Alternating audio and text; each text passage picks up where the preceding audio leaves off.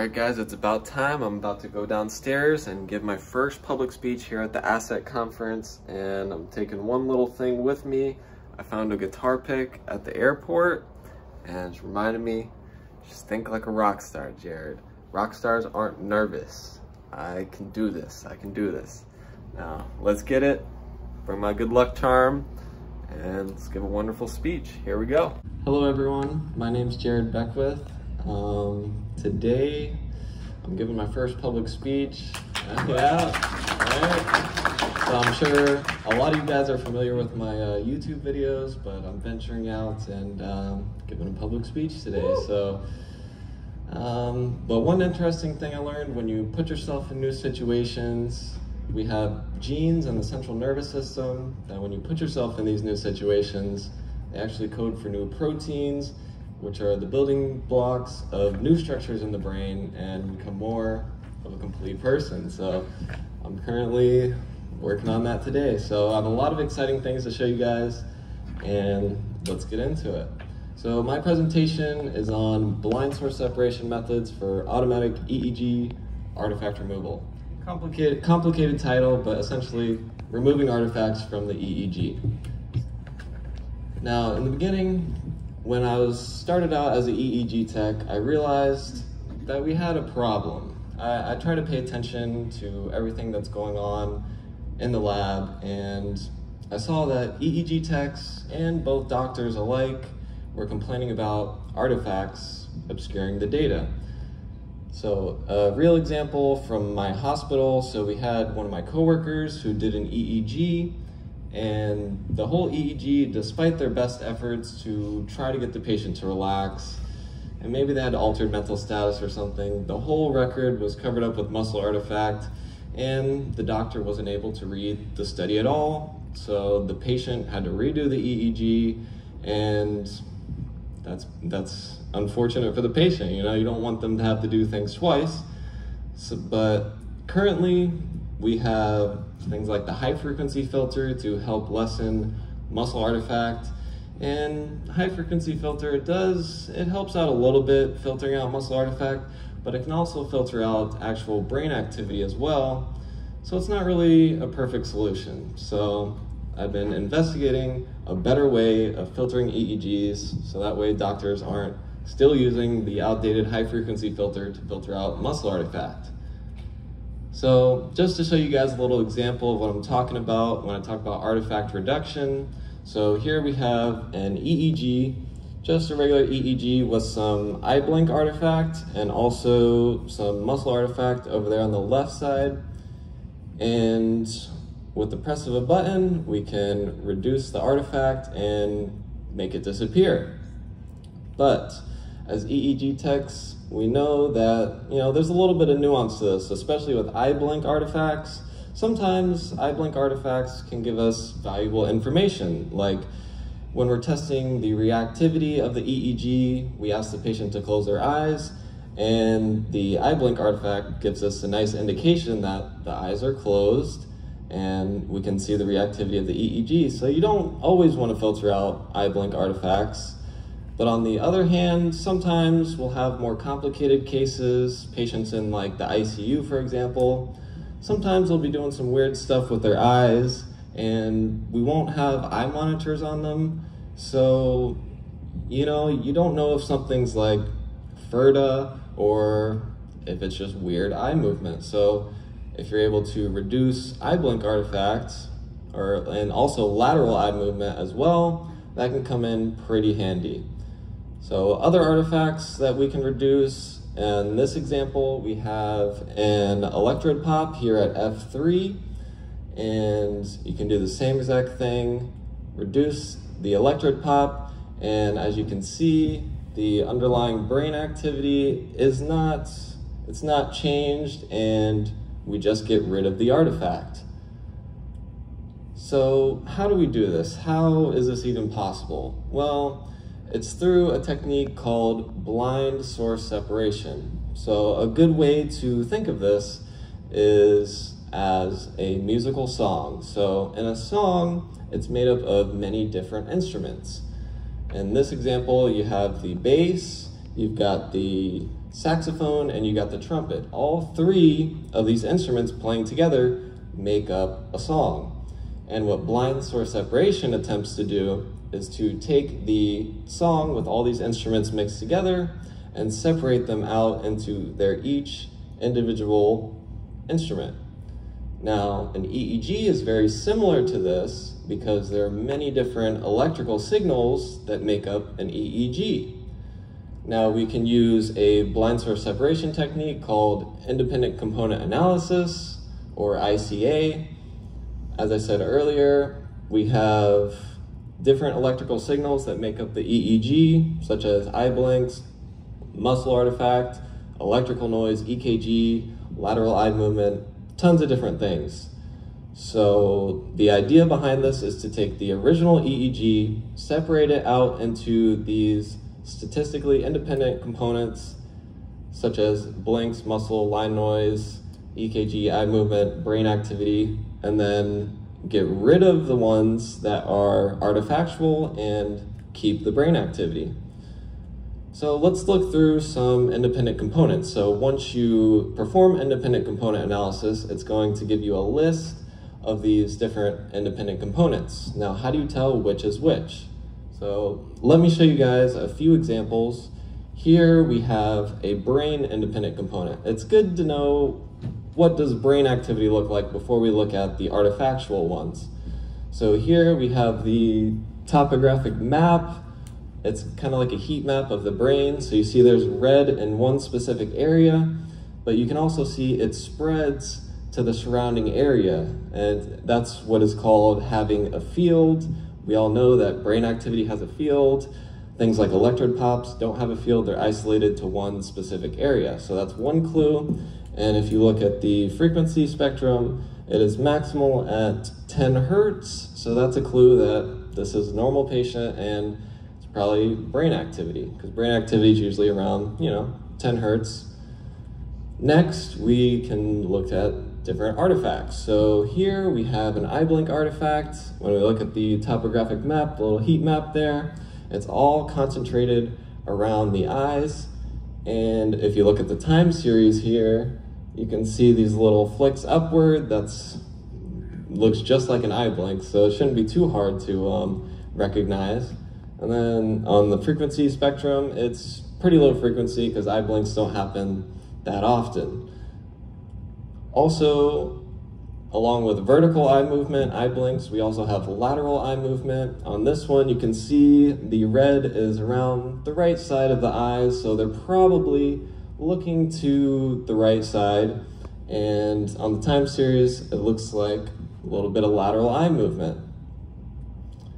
Another one we can see is muscle activity. On the topographic map, it's not really on the head, it's off to the side. Look at the time series, it looks just like muscle activity, pretty easy to recognize. And on the frequency spectrum, it's mostly super high frequency, so those are three clues that this is in fact a muscle independent component. Another one we can see is EKG independent component, and on the time series it looks just like a heartbeat, pretty easy to recognize a heartbeat independent component. Another one we can have is 60 hertz line noise. A way to tell this, well, first we look at the topographic map. It's kind of off of the head, okay, that's the first thing. Then we look at the time series, it's pretty high frequency. So is this muscle activity? Is this something else? Well, if we look at the frequency spectrum, there's a giant spike right here at 60 hertz. So this is essentially mostly 60 hertz line noise. Now, if we looked in Europe, you can see 50 hertz line noise. So same thing as the 60 hertz, only you're going to see the giant spike at 50 hertz instead. Now, another one we can see is an electrode pop. So here, when you look at the topographic map, little heat map, it's just a dot and one area. There's no spread, there's no field, it's not spreading to the surrounding electrodes, so that's a pretty good indicator that this is, in fact, an electrode pop and not brain activity, because if it was brain activity, it would be spreading to the surrounding electrodes. Here's another example of an electrode pop. This one is around the P4 area. Same exact thing, concentrated in one area, doesn't spread, has no field. Okay, so now that we've looked through a couple examples of independent components, different types that you'll see, how do you remove artifacts with ICA? Well, first step, perform ICA. Second step, you have to go through, it'll give you a list of components, and you go through and find which ones are brain activity and which ones are artifactual.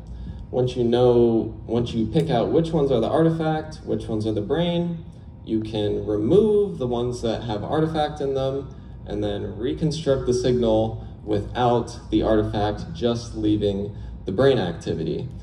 Now, it's important to keep in mind that when doing this, you don't want to filter out brain activity, and these independent components, they're not going to be as clean as the examples that I showed you in a real clinical environment. Things are a little messier in the real world, so the independent components are going to be mixed. They're going to have a little bit of brain activity and a little bit of artifact. So there are other methods to clean up these independent components before removing them, so that way you make sure you only remove the artifact and you keep the brain activity intact. You wouldn't want to filter out any epileptic activity or just normal brain activity in general. But that brings us to the question, if we have to get all these independent components and we look through them all manually, that takes a lot of time. It's going to take training, and it probably wouldn't be very clinically viable because of the amount of time and training it would take to pull this off. So how can we do this automatically? That is the big question. So my brother and I, we've decided that the solution to this is to use an artificial neural network to automatically recognize these independent components. So we used data from the University of California, San Diego, and we fed the neural network labeled data from experts to train the neural network. Don't worry, guys, it might look a little complicated. I'll just try to give a little background. So these little dots, these are like the neurons, and the little lines are kind of like the synapses in a brain. So for the input, what we do is we feed the neural network the same kind of inputs that we were looking at earlier, looking at the independent components. So for example, we use the little heat map, the topographic map, we feed that in there. We also feed the power spectral density, pretty much how much hertz is in the EEG, and another thing called autocorrelation we feed in there as well. And it goes through the neural network, and in the beginning it's going to give you not a very good number because it hasn't been trained yet. So you train it, it's going to give you a number, and you get something called a loss, and you want to minimize the loss. The loss tells you how far you are off from your desired result. And we know the desired result because we had experts label this data beforehand. So in order to train the neural network, we keep showing it labeled examples of these independent components, and through something called backpropagation, these synaptic weights will be updated, and it will eventually give you a fully trained neural network that will give you your desired output. In this case, we want it to recognize different independent components. So here's an example of the first neural network that we used. We used the topographic map, pretty much the heat map that we were looking at earlier, power spectral density, which is pretty much how much hertz is in the EEG, and also something called autocorrelation. So we used those, we fed it labeled training data from the University of California, San Diego, and at the end, we were able to come up with an accuracy of 92%. Now, 92% sounds, it's okay, but it was just really for my brother's Introduction to Artificial Intelligence class. That was our pretty much introduction to this. So 92%, it's not really satisfactory. It wasn't good enough for us. So we took the time over this past year to improve it. We investigated other statistical methods to improve the accuracy, and now I'm proud to say it's definitely state-of-the-art when it comes to artifact reduction. So that's pretty much it for my presentation, but I do have one more thing I want to show you guys before I finish up, and I'm sure you guys will love it. So here we have a EEG of a patient in the ICU post-cardiac arrest. So it's pretty much delta activity with superimposed muscle. The muscle activity would not go away, and with the artifact reduction, you can see continuous delta essentially, and that's okay, that's interesting, but that's not the super cool part. The amazing part is what you're able to do with something called a spectrogram or a quantitative EEG. You can, well, here's an introduction to quantitative EEG real quick at the time. So this is kind of like showing an EEG in the form of colors. So this is a whole hour of EEG, and at the top you have your beta activity, and at the bottom you have your delta activity. But before artifact reduction, you can't really tell what's going on. You can't tell anything that's going on here because it's so contaminated with noise that you don't know what's going on. But after you reduce the artifacts, when you look at the spectrogram, it's completely clear, and you can see that this is the continuous delta activity at the bottom, and we have one area where there's a sudden onset of beta activity. So I clicked right there, and it took me to this point in the EEG with the muscle artifact filtered out. We no longer see continuous delta activity, but we see the onset of a seizure.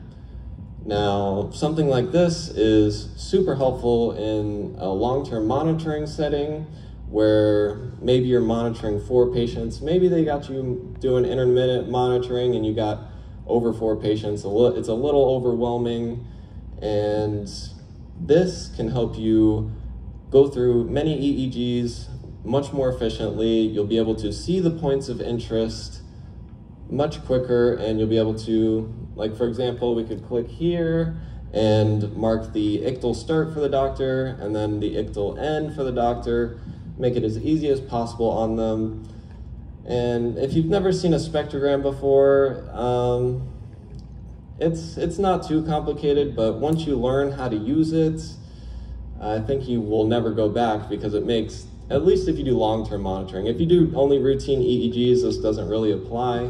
But when you're looking at long-term trends of brain activity, this is an extremely helpful way to save yourself time and make it easier on yourself. So that's pretty much it. If you guys have any questions, you can text me, 813-838-7986. And otherwise, if you want to ask your question here, I'm free to take questions, guys. Thank you guys for watching. Appreciate it.